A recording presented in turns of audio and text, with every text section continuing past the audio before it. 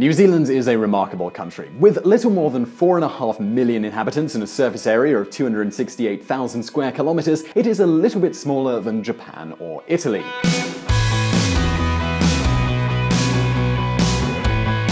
It is located in the South Pacific, and we could say New Zealand is far from, well, literally everything. Because even though it feels like it's right near Australia by looking at the map, these two countries are separated by more than 1,600 kilometers at their closest. This is why we can find their endemic species such as the kiwi and non-flying nocturnal bird.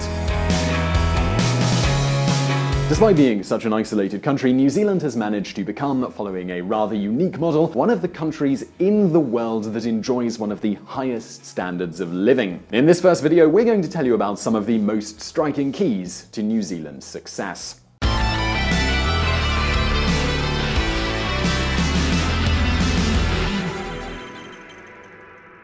There is an oft-repeated comment, or feeling if you wish, which takes place over and over again every time someone is asked about New Zealand after a visit. They all say it is a country of congeniality and quality of life, a country that everyone seems to want to go back to. I am happy to say categorically that I have found no other country that aligns more with my view of the future than New Zealand.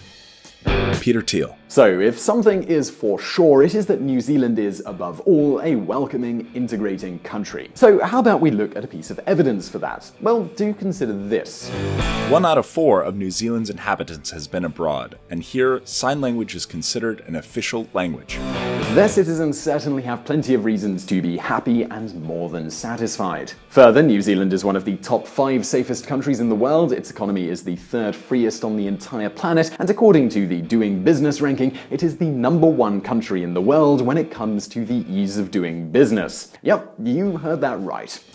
New Zealand dethroned Singapore as easiest place to do business. But it's not the end of our story today, not even close. New Zealand is also considered the least corrupt country in the world, along with Denmark. Employment rates here are higher than the average in the OECD, and it has excellent educational, sanitary, and cultural systems. In other words, New Zealand is both an economic and social success story. But leaving all of that aside, in this video we're going to focus on one of the most distinctive keys to its success, and that's the countryside. New Zealand, a land of farmers.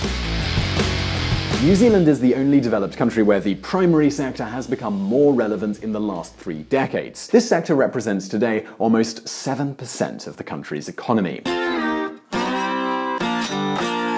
To highlight just quite how much this is, consider the fact that the primary sector is just 1.6% of the economy of the European Union, 4 times less than New Zealand. Even Spain, whose primary sector represents a little more than 2% of its economy and is considered the orchard of Europe, looks pretty ridiculous when compared to the country that we're discussing today. There is simply no equivalent in the entire world. For example, milk and dairy here are the largest exports from New Zealand. In fact, if we add both the primary sector to the agri-food industry, these two represent 60% of the nation's trade exports.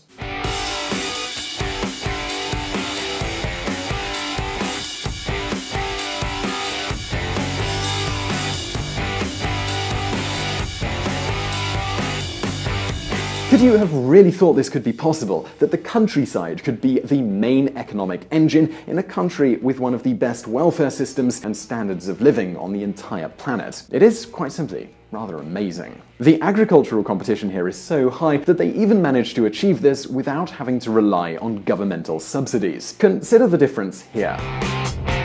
Every year, the European Union grants agriculture and livestock subsidies worth around 21% of total production.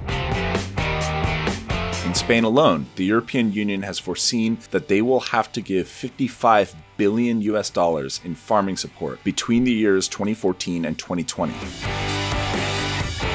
And don't be thinking that the American system is any different. Alright, so in North America, subsidies are a bit lower than they are in the EU, but they are still around 8% of all agricultural production, and, well, that's a lot. Now, New Zealand does have some government subsidies, but they are just 0.9% of production, which is 23 times less than the European Union and almost 10 times less than the United States. Not bad, right? Besides, if this wasn't enough, New Zealand's spending is mostly bound for investments and innovations.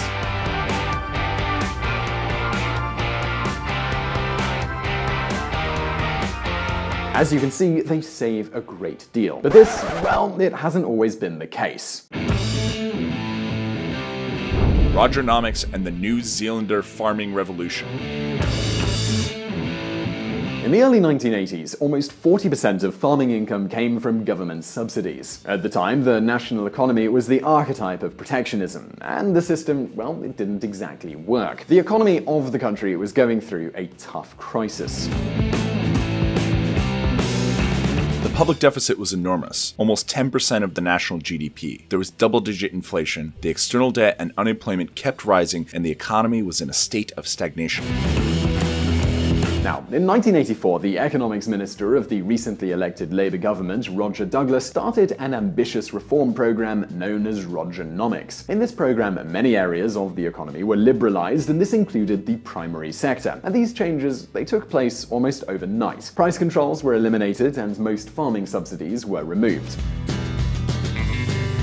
Furthermore, in order to fight inflation, the government decided to raise interest rates. This was really unpopular, and farmers were angry since they had gone into debt in previous years. It was the perfect storm. Income falls, debt interest spending increases, and there was a fall in the price of land. As you can imagine, this change wasn't easy, and it all seemed to indicate a future disaster. However, the country soon felt the benefits of putting an end to subsidization. The income fall encouraged farmers to look for innovations capable of raising the levels of production. They introduced new crops, improved the quality of their current crops, and used more ecological farming methods. They simply had to find a way to stand out from the crowd. On the other hand, they began to be very careful about cost. And this, it wasn't just about maximizing the production of subsidized products. They had to improve the value chain, adapt to consumers, and reduce costs. Let's consider an example. Subsidizing fertilizers had resulted in the careless use of them. When there were no more subsidies for these fertilizers, the use of fertilizers fell without affecting production. Farmers learned to only use them whenever necessary, which helped with the cost of production, but also helped the environment. The same happens with other things, and this created a more efficient and sustainable agricultural system. When we consider the new crops and products that New Zealand started producing, there is probably no better example than that of the wine industry. The space dedicated to vineyards has almost tripled in the last decade, and New Zealand wine has become known around the world. Moreover, with the goal of finding new revenue sources, the rural population started to develop additional businesses like rural tourism or elaborate agri-food products, both closely relying on environmental preservation and a highly valued brand.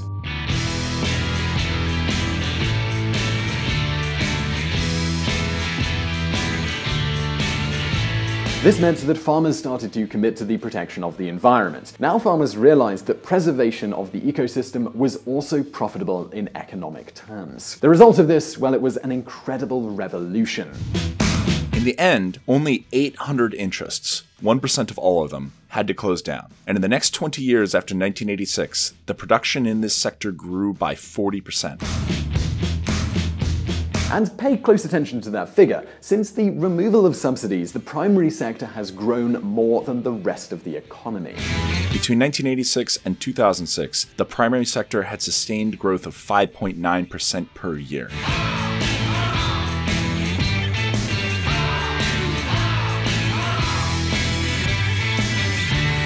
So New Zealand really has thrived after the removal of subsidies. Along with this progress, internalisation was also key. It let the New Zealand countryside competitively export more than 90% of its production. And in addition to all of that, it's all incredibly environmentally friendly, so I mean, what else could we possibly ask for? New Zealand, dear viewer, it's the perfect example of how bad policies and subsidization can damage innovation, diversification, and productivity, while at the same time creating a burden for the public economy. This is exactly what is happening with the CAP, the European Protectionist Agricultural Policy, which costs around 50 billion euros every single year. On the contrary, New Zealand shows that by doing things right, it is not only possible to save a lot of money, but at the same time it's possible for rural areas to improve substantially. New Zealand has absolutely proven that farming can prosper without public aid. And while New Zealand is trying to double their farming exports by 2025, the rest of the countries are still involved in the debate around subsidization. But that's our opinion here at VisualPolitik, and we'd now love to know what you think. Do you think the countryside will die without public aid? Could New Zealand's success, could it be replicated somewhere else? Well, we'd love to know what you think. Please let us know in the comments below. And if you enjoyed our video, please do hit that like button and also subscribe for brand new videos twice a week. Also, do check out our friends at the Reconsider Media podcast. They provided the vocals in this episode that were not mine. And as always,